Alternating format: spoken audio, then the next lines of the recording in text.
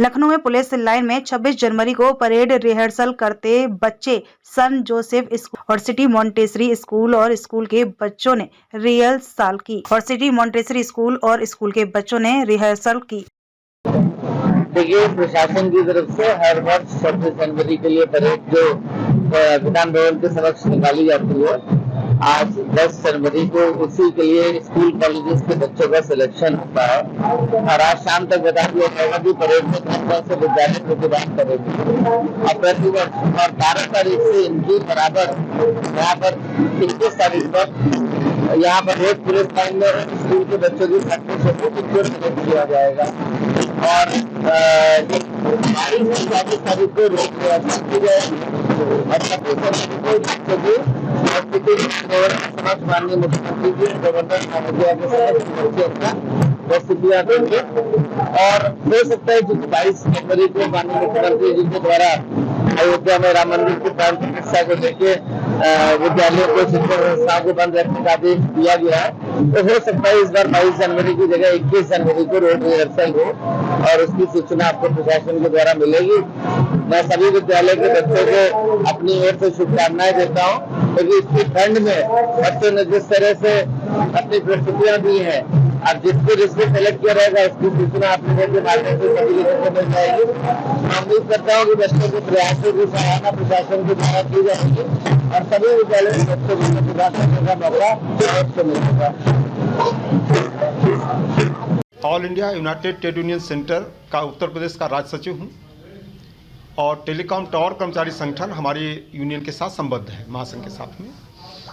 आज ये वार्ता हो रही है, प्रेस वार्ता, क्योंकि टेलीकॉम टावर कर्मचारी संगठन के जो टेक्नीशियन हैं उनके खिलाफ में इंडस टावर के द्वारा बहुत ही खतरनाक कार्रवाइयाँ की गई हैं, जिसमें बहुत से साथियों के खिलाफ FIR दर्ज की है, एक साथी को जेल भिजवा दिया है और आज ही रात में 5-6 साथियों के ताले तोड़कर उनकी साइटों को अपने हाथ में ले लिया गया। अब हम लोग जनता के बीच में जाएंगे, आंदोलन करेंगे, सरकार से अपनी बात रखेंगे। अध्यक्ष टेलीकॉम टावर कर्मचारी संगठन कर्मचारी इंडस टावर लिमिटेड में हम लोग 20 से लेकर कोई 6 वर्ष, 8 वर्ष, 10 वर्ष इस तरह से कर्मचारी काम कर रहे हैं। यहाँ पर हम लोग पहले भारती इंफ्राटेल लिमिटेड में काम करते थे, जो कि भारती ग्रुप का एक कंपनी था, लेकिन 2022 में उत्तर प्रदेश ईस्ट में उनके मर्जर का प्रभाव हम लोगों पे पड़ा, जिसमें इंडस टावर लिमिटेड और भारती इंफ्राटेल लिमिटेड आपस में मर्जर हुई। Indus tower limited Bharti Airtel Vodafone Idea group का जॉइंट वेंचर है और भारती इंफ्राटेल ने अपना मर्जर इंडस टावर लिमिटेड में कर दिया और उन पर जो भी भरोसा जताया कंपनी पे। लेकिन जब मर्जर हो रहा था तो हम लोगों को मैनेजमेंट ने बोला कि आपका जो चीज़ जैसा चल रहा है, वेतन वगैरह सब कुछ वैसा ही रहेगा, आपकी कार्यप्रणाली आपका सब कुछ उसी तरह चलेगा। लेकिन मैनेजमेंट ने जो नया मर्जर के बाद जो लोग हमारे मैनेजमेंट में आए, उन्होंने ज़बरदस्ती गुंडागर्दी करके हम लोगों को ठेकेदार कंपनियों में डालना प्रारंभ कर दिया। पहले हम लोग इंडस टावर भारती इंफ्राटेल की कंसल्टेंसी कंपनी, रेंड एस्टेट और एडको जैसी कंपनियों में हम लोग कार्यरत थे कंसल्टेंसी के थ्रू। उसके बाद जब मर्जर हुआ तो हमको क्विस कॉर्प लिमिटेड में कंपनी ने अपने साथ कर दिया। क्विस कॉर्प लिमिटेड में 1 साल के लिए हम लोगों को रखा था, लेकिन बीच में ही बिना कोई नोटिस या पूर्व सूचना के उसने हमको ठेकेदारी को हस्तांतरित कर दिया इंडस टावर लिमिटेड ने। हस्तांतरण के समय कंपनी द्वारा हमको बोला गया कि आपका मिलने वाला वेतन 12,500 मिलेगा, क्योंकि हमारी कंपनी में सबको इतना ही वेतन मिलता है।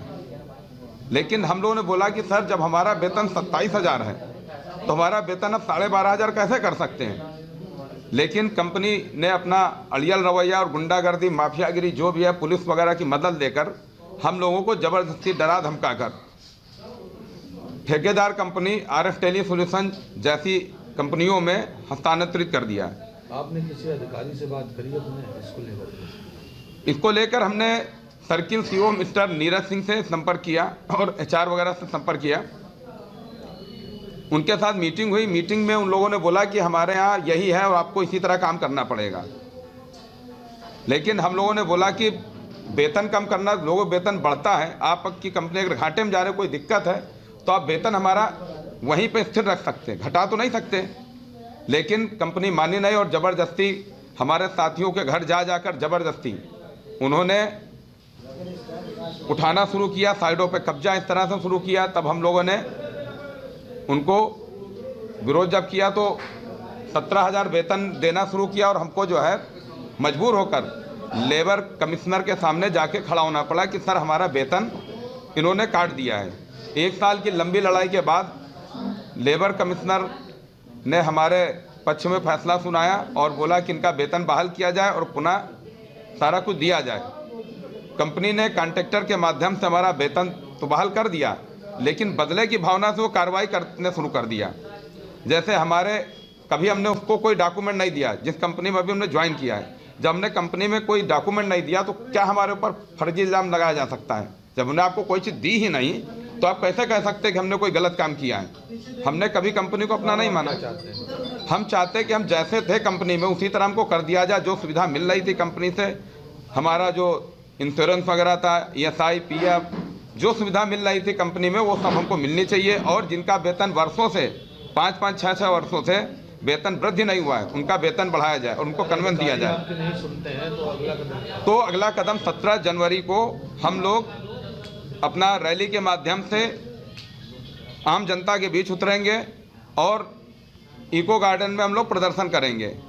दूसरा, अगर इसके बाद भी कंपनी नहीं मानती है तो 26 जनवरी से लेकर 28 जनवरी तक हम लोग पूर्णतया अपना फ़ोन को स्विच ऑफ रखेंगे और छुट्टी लेंगे, जिसमें एक दिन 27 जनवरी को हम लोग हड़ताल पर रहेंगे और अपने अधिकारों का प्रयोग करेंगे।